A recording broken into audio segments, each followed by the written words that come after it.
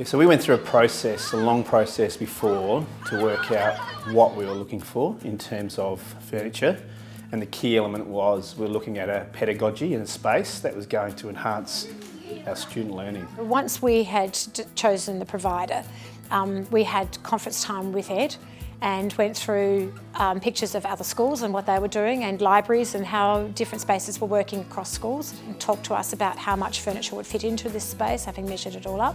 Ed and I think the Furnware group have a real understanding of what classrooms and schools need.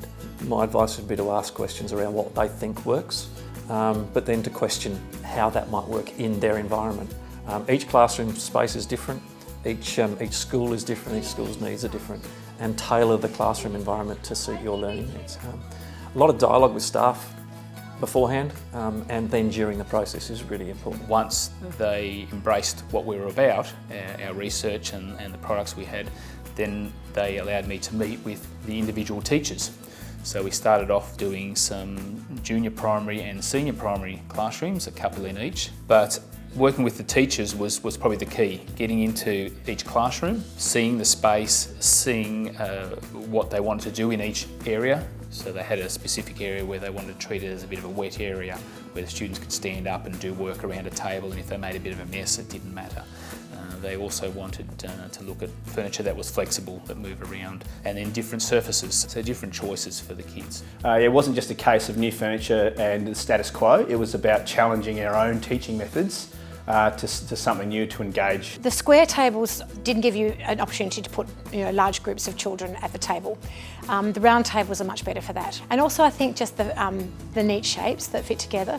It's just aesthetically nice to come into a room that has rounds and curves. And the heights, the children like to move, and sitting them down very low or very high all day isn't quite right. I wasn't expecting that. The Endeavour table is just fantastic, as you can see, for the opportunity to sort of gather the children together in a different way, instead of having them always on the floor. And one of my boys said, "Can I write my spelling words on the table so that I can check them before I write them in my book?"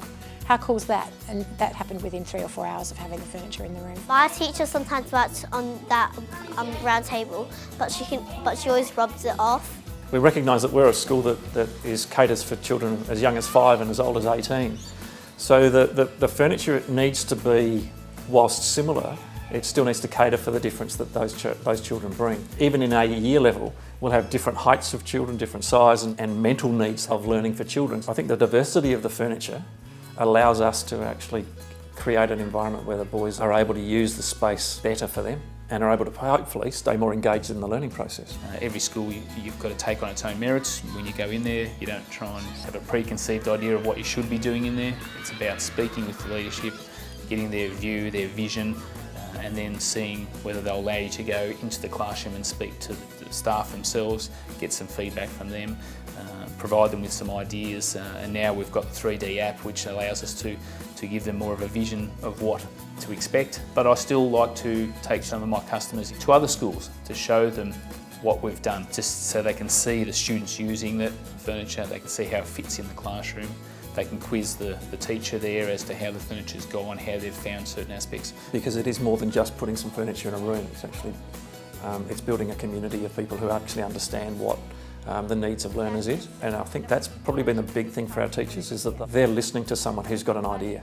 It's an important part, I think, of our collective decision making, is to ensure that staff see the benefits of a change in pedagogy. I didn't know that we'd have something this good when we got our new furniture. Get rid of absolutely everything out of your classroom and start again, so that you've got a really blank canvas. Because I think trying to hold on to any of your old paradigms probably doesn't give you the best opportunity to just jump in. It's not just a quick fix type situation, so go through the process first, keep your options open, but bottom line is, if it's not improving student learning, then why are you doing it? And that's what we came to, and Furnware, we're by far and above the best at supporting us in looking at that pedagogy and improving student learning.